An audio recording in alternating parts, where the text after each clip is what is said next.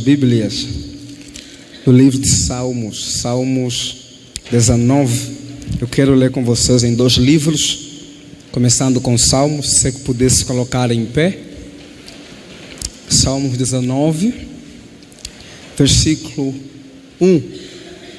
E o outro livro é Atos dos Apóstolos, capítulo 11, versículo 26.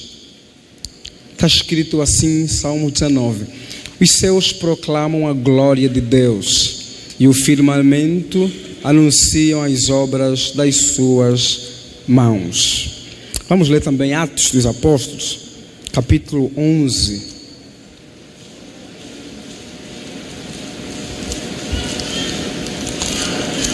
Versículo 26.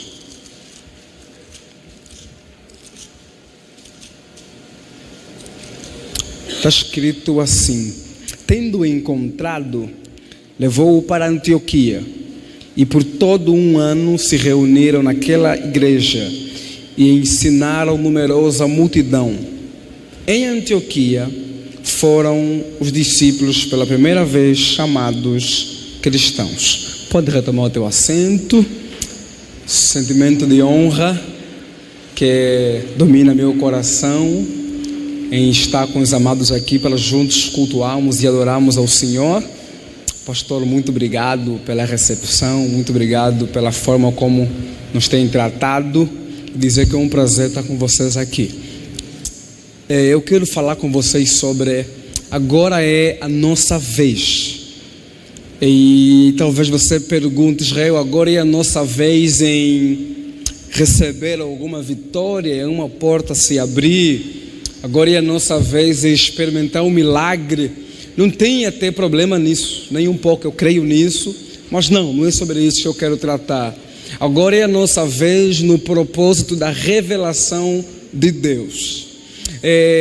Tudo que Deus faz por um propósito.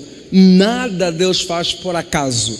E a igreja, ela existe por algum propósito. Nós somos igreja. A pergunta é: existimos como igreja para quê? Qual é a razão de sermos igreja? Por que fomos estabelecidos como igreja? Por que a igreja, ela existe? Estamos aqui em Bauru como igreja para quê? Estamos aqui por um propósito. Dentre os vários propósitos que a igreja tem, um deles é o propósito de revelar o Senhor. Por quê? Porque Deus, Ele sempre quis que o homem tivesse conhecimento a respeito da existência de um Senhor, de um Criador. E para que Deus então se revelasse à humanidade, que para que a humanidade tivesse conhecimento da existência de Deus, ao longo dos anos Deus vem usando meios para se dar a conhecer aos homens. Deus tem usado mecanismos, instrumentos, para que através desses meios o homem possa saber que existe um ser soberano, um ser poderoso e um ser que está acima de tudo e de todos. E dentre vários meios que Deus tem usado para se revelar ao homem, um desses meios somos nós. Um desses meios é a igreja. A igreja, ela existe para revelar que existe um Senhor que está acima de tudo e de todos. Eu quero falar no mínimo de 4 meios, e o último é a igreja. Qual é o primeiro meio então que Deus usou para se revelar ao homem? É o meio que está em Salmos 19, que os teólogos chamam de a autorrevelação de Deus. A revelação de Deus através da criação. A criação, ela existe para proclamar, para mostrar e revelar a existência de um Criador, a existência de um Senhor. E tudo aquilo que Deus usou como meio para se revelar ao homem tem suas particularidades. E a criação também tem sua particularidade a respeito do Senhor. E a pergunta é: o que a criação tem de particularidade sobre Deus? A criação revela, por exemplo, particularmente sobre a grandeza de Deus. Quando você olha para a criação, olha para o céu, olha para a terra, olha para os mares, olha para tudo que Deus fez, no mínimo você precisa reconhecer que se existe um Criador, esse Criador é muito grande. E a própria criação está proclamando que Deus é grande. E eu provo, a criação proclama o quanto Deus é grande. Quando se olha para a criação, a própria criação vai dizer e revelar a grandeza de Deus. Eu sempre achei que a terra era muito grande, até que eu fui ler um pouquinho e descobri que a terra não é tão grande assim. Por exemplo, o Sol é muito maior do que a terra. Há quem diz que o Sol é 1.300.000 vezes maior do que a Terra. Há quem vai mais longe e diz, não, é muito pequeno isso. O Sol é 1.500.000 vezes maior do que a Terra. E eu falei, então grande não é a Terra, grande é o Sol. Só que quando eu achei também que o Sol era tão grande assim, eu fui ler um pouquinho e descobri que o Sol não é tão grande assim, porque descobri que existem estrelas que são muito maiores do que o Sol.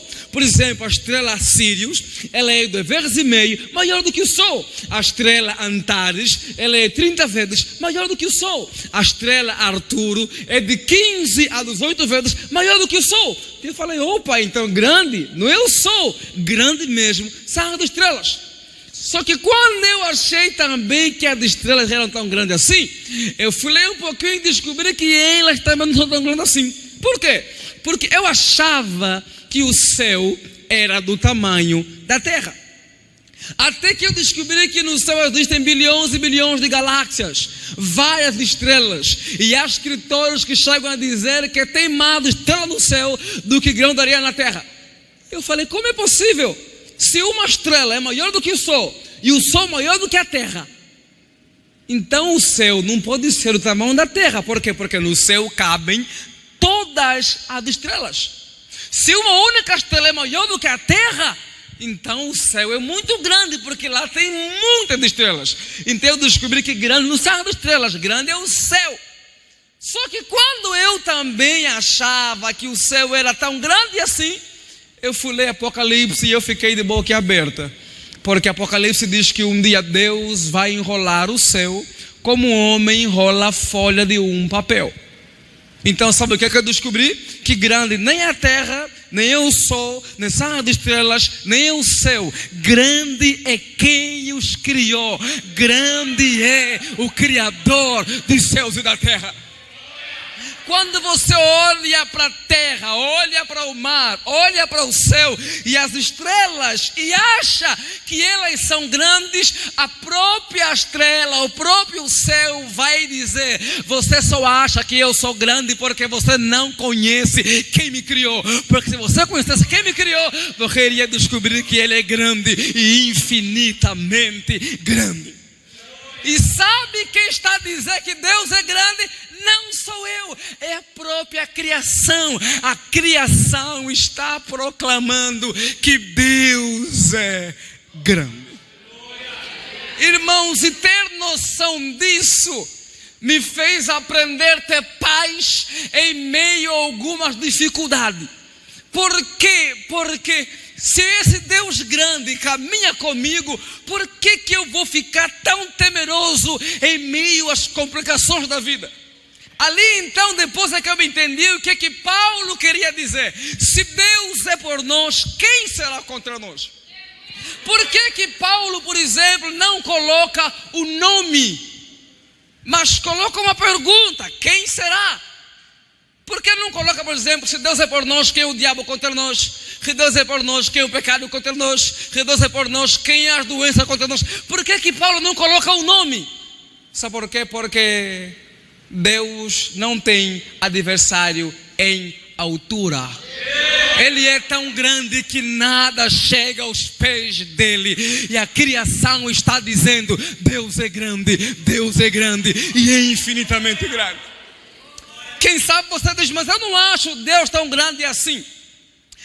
Às vezes a grandeza de Deus ela é perceptível de acordo a nossa proximidade dele. Um pai que dizia sempre ao filho, filho, Deus é grande. E o filho perguntou: pai, me explica, prova, como é que Deus é grande? E então o pai ficou perturbado: como é que eu explico para ele que Deus é grande, de que tamanho? E então de repente passava um avião, e ele falou: filho, está vendo aquele avião? Falou: estou vendo. Qual é o tamanho dele? Falou: pai, é muito pequeno. Falou: é verdade. No dia seguinte ele segurou o filho, levou ele para um aeroporto, e no aeroporto tem uma Boeing no chão parada, e ele falou: filho, está vendo aquilo? Está vendo o que é? Um avião. E o tamanho dele? Falou: pai, é muito grande. Falou: filho, Deus é assim. Quando você está longe dele, ele vai parecer pequeno e os problemas se tornam grandes. Agora, quando você está próximo dele, você vai descobrir que ele é grande e nada se compara e chega aos pés dele. A criação está dizendo que Deus é grande. Então Deus se revela através da criação. Só que o que acontece? Mesmo tendo a revelação da criação, o homem peca, o homem cai, o homem fracassa, o homem erra. E então o que acontece? Deus tem que usar um outro meio para se revelar ao homem. Que meio? O meio da palavra escrita. Por quê? Porque o homem virou pecador, virou imoral, virou alguém que está andando agora de qualquer jeito, segundo a sua vontade. E então Deus se revela agora pela palavra escrita. E na palavra escrita você encontra sobre Deus o que? Seus atributos. E um deles que muito se destaca chama-se santidade. Por isso é que quando você olha para a palavra, o único atributo de Deus que se repete 3 vezes em um texto é santidade. Por quê? Porque lá entre eles no judeu, quando se quer enfatizar alguma coisa, não é como nós aqui no ocidente. Como é que é aqui? Aqui, se eu quiser enfatizar, eu coloco em aspas, eu coloco em vírgulas altas, eu negrito aquela palavra para enfatizar ela, destacá-la. Lá não, tem que repetir. E você olha para a palavra escrita e você encontra várias vezes que Deus é santo, santo, santo. Não é que Deus é 3 vezes santo, porque o que Ele quer não é mostrar isso, o que Ele quer é enfatizar o quanto santo Deus é. Porque se for para numerar a santidade de Deus, 3 vezes é muito pouco. Ele é infinitamente santo. E então o que é isso? Na palavra escrita ele revela a sua santidade. Por quê? Porque santidade é um modelo de vida, é um referencial para o homem que é pecador, para o homem que caminha de qualquer jeito. E então Deus se revela pela palavra escrita para quê? Para que quando o homem olha para a palavra, consegue ter o quê? Um referencial de caminho a trilhar, de caminho certo, que é santidade. Por isso é que Davi diz: guardei sua palavra no meu coração para não pecar contra ti. Como purificará o mancebo o seu caminho? Guardando a palavra no seu coração. E então Deus ainda continua dizendo: sede santo, como santo é o Senhor vosso Deus. Só que mesmo tendo a revelação da palavra, que apresenta para o homem um caminho para seguir, o homem não conseguiu trilhar nesse caminho. O homem não conseguiu obedecer essa lei, não conseguiu seguir esse modelo de santidade. E então o que Deus fez? Deus teve que usar um outro meio para se revelar para a humanidade. E eu queria perguntar se você poderia me ajudar, por gentileza, vir aqui. Você pode? Sim. Você pode ficar aqui assim? Aqui assim? O que aconteceu? Já que o homem não conseguiu vir até o nível que Deus dá para ele de modelo de santidade, através da palavra escrita, então o próprio Deus se revela agora de uma outra forma. Qual? Na forma do Filho. Já que o homem não conseguiu vir até ele, o próprio Deus desceu até o nível do homem. E então chorou com o homem. Foi traído pelos homens. Sofreu com os homens. Apanhou na mão dos homens. Passou mal na mão dos homens. E bateram nele e fracassaram ele. Mas ele segurou na mão do homem e disse: olha, já que por vocês mesmos não conseguiriam, agora eu levo vocês até onde Deus queria que vocês chegassem. E então Jesus nos trouxe até o nível que Deus queria que nós estivéssemos. E então alguém talvez diz: mas missionário, mesmo segurando na minha mão, eu ainda caio, eu ainda falho. É verdade. Mesmo tendo Ele conosco, ainda erramos, ainda fracassamos. Só que como Ele está conosco, você chega a cair, chega a errar, pode ajoelhar. E como Ele está contigo, Ele levanta você. Você erra, Ele levanta você. Você falha, Ele levanta você. Porque o justo cai 1, 2, 3, 4, 5, 6 vezes. Mas na 7ª vez o Senhor o levanta. Hoje ainda há em nós a presença do pecado, mas vai chegar o dia em que não haverá mais em nós a presença do pecado, por causa do sacrifício de Jesus Cristo na cruz do Calvário. Israel, e dali? E então Jesus, muito obrigado, Jesus esteve aqui no nosso meio. Deus se encarnou, Deus se fez homem, se fez gente. E agora está ali, aquele Deus grande que eu falei aqui, agora parece que ficou pequeno. E colocaram ele na cruz e disseram: ah, coitado dele, tão fraco. Ah, que pena. Não, ele nunca foi fraco. O forte se fez fraco para fortalecer nós que somos fracos. Olharam para ele: ah, tão doentinho. E é interessante que os homens estão matando ele, dizendo: vai embora, que aqui na nossa terra não tem espaço para você. E o interessante é que ele está morrendo de braços abertos. Estão dizendo: vai embora, acabamos contigo, aqui no nosso mundo não tem espaço para você. Jesus está morrendo de braços abertos. Uma das definições mais lindas que eu ouvi sobre abraço é o seguinte: esse espaço aqui é o nosso mundo. E quando você abre os braços e coloca alguém aqui com sinceridade, você está dizendo: olha, no meu mundo tem espaço para você. Enquanto todos estavam matando Jesus, dizendo: olha, vai embora, que aqui não tem espaço para você, ele está de braços abertos, a dizer: olha, no vosso mundo pode não ter espaço para mim, mas no meu mundo, no meu reino, tem espaço para vocês.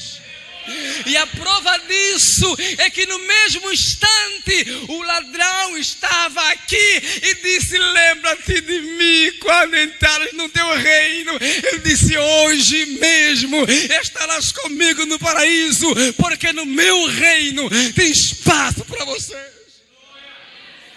Sabe o que é isso? Quando olhamos para a criação, vimos que Deus é grande. Quando olhamos para a palavra, vimos que Deus é santo. Quando olhamos para o Filho, vimos que Deus é amoroso. Só que sabe o que acontece? O Filho morre, ressurge e vai para o céu. Antes de ir para o céu, ele deixa a igreja. E aqui então entra o tema da minha pregação. Agora é a nossa vez. Foi a vez da criação, Deus é grande. A vez da palavra, Deus é santo. A vez do Filho, Deus é amoroso. A pergunta é: e agora, quando alguém olha para nós, o que é que estão vendo em nós? Se alguém olhar para a criação, vai dizer: Deus é grande. Se alguém olhar para a palavra, Deus é santo. Se alguém olhar para o Filho, Deus é amoroso. Agora, se alguém olhar para a igreja, o que é que estão dizendo da igreja? Agora é a nossa vez. Agora é a nossa vez de alguém olhar para nós e ver Deus em nós. Por quê? Porque nós somos continuidade do ministério de Jesus na terra, através do Espírito Santo. Cristo veio para revelar o Pai e nos deixou como continuidade de quem? De pessoas que vão revelar o Pai. E é interessante que Atos 11, 26 vai dizer que a igreja, pela primeira vez em Antioquia, foram chamados de cristãos. A palavra cristão na Bíblia tem apenas 3 referências, 3 vezes, 3 menções. Por quê? Porque não é um nome que nos demos, é um nome que nos deram. Os ímpios de Antioquia olharam para a igreja e tentaram achar um nome, um rótulo, um bullying que se encaixava com a forma como eles viviam. E sabe qual foi o bullying que se encaixou? Cristãos. A forma como eles viviam Por quê? Porque bullying, não que eu concordo com bullying, não, mas o bullying revela alguma verdade sobre nós que nós não gostamos. Por exemplo, em Angola me chamavam de Ngimbola, brincando comigo na escola. Por quê? Porque a minha cabeça é feia. É verdade. O bullying revela alguma coisa. E quando aqui em Atos, chamado de cristão, não era elogio, era um bullying. Era de forma pejorativa. Só que o bullying revela a verdade. Por quê? Porque a forma como a igreja vivia era a forma que revelava Cristo neles. Por quê? Porque cristão ou é pequeno Cristo, ou é do partido de Cristo, ou então é seguidor de Cristo.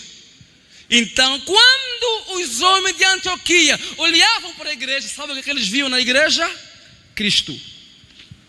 Quando olhavam para o caminhar da igreja, para o falar da igreja, para o viver da igreja, a forma como caminhavam, eles viam Cristo na igreja. Agora é a nossa vez de alguém ter que olhar para nós e ver Deus em nós, ver Cristo em nós. Nós estamos aqui nesta terra, pai, mãe, filho, irmão, nós estamos aqui como igreja para revelar Cristo, para alguém olhar para nós e dizer: olha, eu vejo Cristo em você, no teu caminhar, no teu falar, no teu viver, eu vejo Cristo. Quando você fala, onde você chega, parece que um perfume tem um cheiro suave. O que é isso? É o bom perfume de Cristo que está sobre mim. Agora é nossa vez de revelar ao Senhor. Se não estamos aqui para revelar Cristo, estamos perdendo tempo como igreja. Porque a igreja ela existe para revelar o Pai, a Jesus. E essa é a pergunta que eu não posso deixar de fazer. No teu trabalho, na tua escola, na tua casa, quando olham para o teu viver, quando olham para as tuas falas, quando olham para as tuas reações, será que estão vendo Cristo? Às vezes pensamos que missão é apenas ir para a África. Não. Missão é apenas ir para a Índia. Não, missão começa aqui. Missão começa em casa. Missão começa onde você está. Tem uma frase que se atribui a São Francisco de Assis que diz: prega o evangelho. Se preciso for, use palavras. O que é isso? Pregue com sua vida. Pregue com seu testemunho. Pregue com sua caminhada, mesmo sem você falar nada, a forma como você vive. Alguém diz: esse ali parece com alguém que ouvi falar. Quem? Cristo. Mas ele falou alguma coisa? Não, porque a vida dele mostra que ele é um discípulo de Jesus. A pergunta é: Israel, tá bom, já entendi que temos que revelar Cristo. O que eu posso fazer para revelar Cristo? É nossa vez mesmo. Se nós queremos revelar Cristo, nós temos que estar dispostos a imitar a Cristo.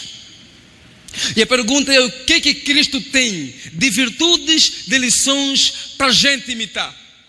Primeiro, se nós queremos revelar Cristo, nós temos que imitar a identidade não perdida de Cristo. Por quê? Porque Cristo vem do céu e caminha na terra. Ele caminha com os pecadores e não vira pecador. Ele caminha com os corruptos e não vira corrupto. Ele caminha com os mentirosos e não vira mentiroso. Por quê? Porque ele não perde a identidade dele, que é do céu. Ele caminha na terra como alguém do céu. Ele age na terra como alguém do céu.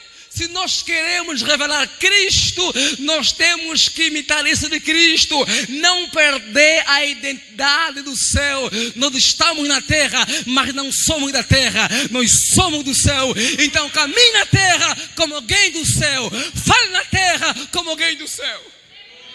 Israel, e o que é caminhar na terra como alguém do céu? É caminhar como alguém que é estrangeiro, como alguém que não é daqui. E o que um estrangeiro tem? Por exemplo, alguém aqui percebeu que eu falo diferente? Alguém percebeu? Pergunta: por quê? Porque eu não sou daqui, eu sou estrangeiro. Estrangeiro fala diferente.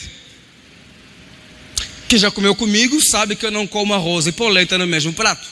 Nem tampouco arroz e macarrão no mesmo prato. Nem tampouco carne e frango no mesmo prato. Porque na minha terra ou é arroz ou é macarrão. Ou é carne ou é frango. E por que é assim? Porque eu não sou daqui. Eu não posso perder a minha identidade. Eu sou estrangeiro. Quando o estrangeiro não perde sua identidade, ele é diferente. E as pessoas percebem que ele é diferente. E então surgem as perguntas: por que você fala assim? Por que você não come isso? Por que você veste assim? E então a resposta vem: porque eu não sou daqui. Porque na minha terra é assim e é assim. O mesmo é conosco se não perdemos a identidade do céu. Os homens lá fora vão perguntar, por exemplo: por que vocês não xingam palavrão? E a resposta vai ser: porque na minha terra não tem palavrão. Na minha terra nós damos glória, aleluia, santo, santo é o Senhor. Alguém vai perguntar: você é jovem, está a perder a juventude, por quê? Aproveita a vida, vai na vida, vai para a balada. E então você vai responder: na minha terra é assim. Na minha terra, para ganhar tem que perder. Porque Jesus disse: se alguém quiser achar a sua vida, tem que perdê-la primeiro. Mas o moço, a vida vai para as noitadas, vai tomar, se embriaga com vinho. E então você vai responder que na minha terra nós não queremos se embriagar com vinho. Na minha terra nós queremos ser cheios do Espírito Santo de Deus. Alguém vai perguntar. Alguém vai perguntar: por que vocês estão aí, vive na igreja, vai na igreja, aproveita a vida, vai curtir um pouquinho, a vida é muito curta. E então você vai responder: aqui na vossa terra a vida é curta, mas na minha terra a vida é eterna. Na minha terra a vida é eterna. Então eu vivo nessa terra como alguém que vai ter uma vida eterna na minha terra. Quando a gente não perde a identidade do céu, os homens percebem que somos diferentes, falamos diferentes, agimos diferentes, pensamos diferentes. Mas por que você falou assim? Porque eu não sou daqui, eu sou estrangeiro. Eu estou aqui, mas não sou daqui. Eu estou em Bauru, mas na verdade a qualquer hora, a qualquer momento, a trombeta vai soar e eu volto para minha terra. Se nós queremos revelar Jesus, nós temos que imitar sua identidade não perdida. E eu vou correr para terminar. Segundo, se nós queremos revelar Jesus, nós temos que imitar sua humildade. Porque Jesus, sendo Deus, poderoso, grandioso, não teve preocupação em ser igual a Deus, mas antes aniquilou-se, esvaziou-se, humilhou-se, fez-se homem. E além de ser homem, fez-se servo. Além de ser servo, tendo o céu de glória, nasceu na manjedoura. Tendo o céu de glória, cresceu em Nazaré, lugar humilde e pobre. Tendo o céu de glória, sendo dono do ouro e da prata, dependia de mulheres para o sustentar, trazendo sustento para ele. Ele não era pobre, mas se fez pobre. E mesmo na terra, como ele é uma grande pessoa, porque ele foi Deus e foi homem, se torna famoso, aplaudido, respeitado. Onde ele pregava, os homens ficavam de boca aberta, os milagres, e ele então começou a ganhar fama.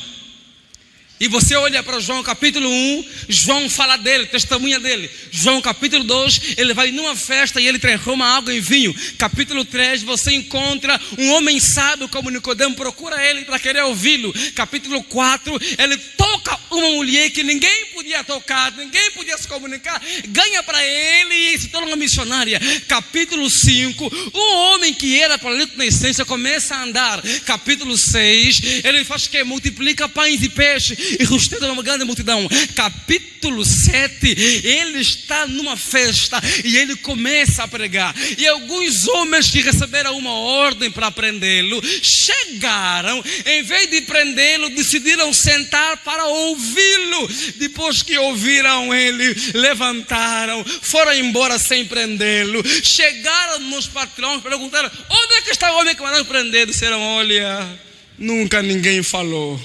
como aquele homem fala, não tem como prendê-lo. Chega capítulo 8, uma mulher para ser apedrejada e ele livra ele de uma forma extraordinária, escrevendo no chão. É interessante que hoje se escreve muito no Facebook e matamos pessoas. Jesus escrevia no chão e deu vida e liberdade para uma pessoa. Cuidado com aquilo que você escreve. Chega o capítulo de número 9, um homem que era cego passou a enxergar. Capítulo 10, ele prega sobre ser o bom pastor e ficou encantado. Capítulo 11, ele dá vida para lá estar a morte. Chega o capítulo 12, ele entra em Jerusalém no jumentinho e é aplaudido, ovacionado, todo mundo gritando Hosana, Hosana, bendito é aquele que vem em nome do Senhor, e todo mundo aplaudia ele. Jesus ficou famoso, respeitado, era o pregador do momento, ficou famosíssimo. Os homens vinham do interior, de outros países para ouvi-lo. E então chega o capítulo 13 e eu fico assustado. No capítulo 13 ele segura uma bacia, segura uma toalha, vai para um quarto, chama os discípulos e diz: vem aqui que eu quero lavar os pés de vocês. O pregador famoso, o homem dos milagres, o respeitado, o poderoso, o aplaudido, quer lavar os pés de simples pescadores. E Pedro fala: não, Senhor, não faz isso. O Senhor é grande, eu sou pequeno. E então ele fala: Pedro, é assim. Lá fora você aprende que o pequeno tem que lavar o pé do grande, mas aprendei de mim, que sou manso e humilde de coração. Jesus lavou os pés deles. O grande lavou os pés dos pequenos. O forte lavou os pés dos fracos. O poderoso, o sábio, lavou os pés de semi-analfabeto. Simplesmente para nos ensinar o seguinte: seja grande, mas seja simples. Cresça na vida, seja humilde, conquiste, triunfe, mas não perca a humildade, porque no reino do céu maior é aquele que se faz menor, que serve e se faz humilde. Ser humilde não é não ter, ser humilde é questão de ser. Você pode ter, pode alcançar, pode estudar, mas seja humilde. E alguém um dia vai lhe perguntar: mas você, por que você é assim, tão humilde? E a resposta vai ser: porque o meu mestre, ele continua dizendo: vinde e aprendei de mim, que sou manso e humilde de coração. E a pergunta é: quem é seu mestre? E ele então entra o quê? A evangelização. Meu mestre é Jesus Cristo de Nazaré. Se puder crescer nessa vida, cresça, estude, se torne rico, mas seja humilde. Vamos correr. O que nós temos que imitar de Cristo? Eu tenho que terminar, vou falar a última coisa apenas. Sabe o que nós temos que imitar de Cristo? Nós temos que imitar suas virtudes. Como o quê? Jesus, eu amo, tenho dito que eu amo o viver de Jesus, mas eu sou apaixonadíssimo pelo morrer de Jesus. O morrer dele me encanta demais. Por quê? Porque você percebe que Cristo, no viver, ele nos ensina falando. Sermão: ama o teu próximo, perdoa, ore para o inimigo, abençoe quem te amaldiçoa. Você olha para Cristo no viver, na jornada, ele nos ensina pregando, falando. Só que quando ele vai morrer, ele não nos ensina falando, ele nos ensina fazendo. Por quê? No viver ele dizia ama, no morrer ele não disse, ele amou. No viver ele dizia perdoa, no morrer ele não disse, no morrer ele dizia pai, perdoa eles, não sabem o que fazem. No viver ele dizia abençoa quem te amaldiçoa, no morrer ele não disse, no morrer nos abençoou quando nossos irmãos judeus lhe amaldiçoaram. No viver ele dizia ore para o inimigo, no morrer ele não disse, no morrer ele orou para os inimigos. Simplesmente para nos ensinar que falar qualquer um pode falar, falar bonito qualquer um pode falar, lá fora fala-se, e muito bonito. Se você ouvir Karnal, se você ouvir Cortella, se você ouvir Felipe Pondé, se você ouvir o Filho de Barros, você fica encantado, porque são caras que falam e falam muito bonito. Porque falar, qualquer um pode falar. Jesus está dizendo: olha, não falem apenas, não fale apenas de amar, ame, não fale apenas de perdoar, perdoe, não fale apenas de orar pelo inimigo, ore por ele, não fale apenas de abençoar quem te amaldiçoe, abençoe. Israel, mas perdoar é tão difícil. É verdade, mas Jesus fez, e se nós queremos revelá-lo, nós temos que aprender a perdoar. Israel, como é que eu vou orar pelo meu inimigo? A minha vontade é apertar no pescoço do inimigo e acabar com ele. É verdade, até eu às vezes tenho vontade de fazer isso. Sabe, tem pessoas que merecem realmente, só que nós não vivemos mais nós. É Cristo que vive em mim. Eu já fui crucificado com Cristo, e a vida que eu vivo não vivo mais nas minhas vontades, eu vivo na fé da vida do Filho de Deus. Então eu vou orar pelo inimigo. Por isso é que tem algumas músicas que não dá mais para começar a cantar, algumas músicas vingativas tem que jogar fora, porque o evangelho não é se vingar, o evangelho é orar pelo inimigo e rogar que a graça, que o poder de Deus alcance o inimigo e o transforma para a glória do Senhor. O que é isso? Isso é virtude. Alguém vai olhar para nós e vai perguntar: como é que vocês conseguem? Como é que você consegue orar pelo inimigo? Como é que você consegue abençoar alguém que te amaldiçoou? Como é que você consegue perdoar? E fala: olha, não é porque eu sou bom, é porque eu conheci alguém, e esse alguém me transformou, e a minha carne, a minha vida antiga ficou na cruz. Fui para o túmulo com ele, e quando ele ressurgiu, eu também ressurgi com ele, uma nova pessoa. Mas como é que pode? Olha, porque você aqui na empresa, você é diferente. Fala: eu não sou o cara, mas eu conheço o cara, e o que ele fez comigo, ele pode fazer com você também. E a pergunta é: quem é esse cara? Jesus transforma o coração do homem e liberta do pecado. Irmãos, o maior legado que nós podemos deixar para alguém nesta terra é o legado de que passou aqui nesta terra um discípulo de Jesus. Há uma diferença entre herança e legado. Pai, se puder deixar herança, deixa, mas deixa um legado. Porque herança você deixa para os filhos e para quem você quiser.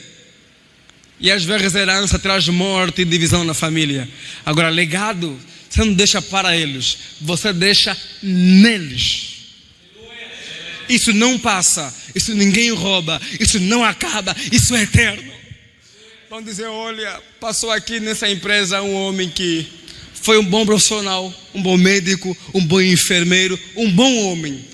Mas, acima de tudo, passou aqui alguém que podemos dizer que foi discípulo de Jesus. E a pergunta é: por quê? Porque a vida dele exalava Cristo. A vida dele revelava Cristo.